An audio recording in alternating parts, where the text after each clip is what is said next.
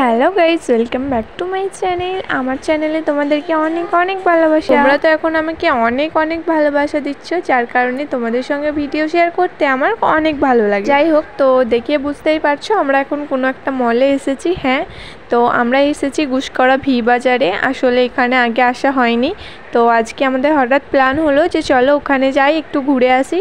তাই মা, আমি, দিদি ভাই আর আমার ভাগ্নি সবাই মিলে চলে এলাম একটু মলে ঘুরতে। সেরকমভাবে ভিডিও করব ভাবিনি, তাই প্রথম থেকে ভিডিওগুলো করা হয়নি। এটা উপরতলায়, এখানে অনেক সুন্দর সুন্দর কালেকশন আছে।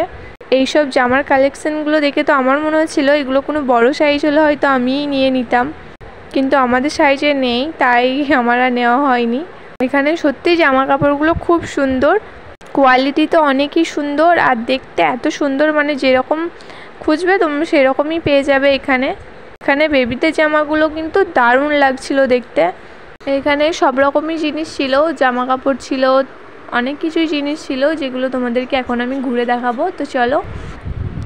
তো এইদিকে যেমন ছেলেদের শার্টগুলোও কিন্তু খুব সুন্দর রয়েছে, মানে বেবিদের আর ছেলেদের শার্টগুলো একটু বেশি সুন্দর রয়েছে। আর এদিকে আমি আমার জন্য একটা জামা দেখছিলাম, বেশ ভালোই লাগছিল জামাগুলো, খারাপ লাগেনি। তো এখান থেকে আমার একটা জামা পছন্দ হয়েছিল।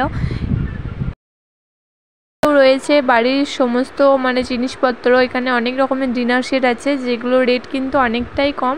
আর এখানে অনেক রকমের জুতোও আছে, মানে সব কিছু এই মলে তোমরা পেয়ে যাবে। আর খুবই সুন্দর মলটা, আমার তো বেশ ভালো লেগেছে। বাচ্চাদের খেলনাও আছে এখানে, এগুলো একটু ঘুরে ঘাড়ে দেখছিলাম। আর এখানে আফরিন আর আরিফার জন্য জামাও কিনবো ভেবেছিলাম, তো তাই এখানে ওদের জামাগুলো একটু দেখছিলাম।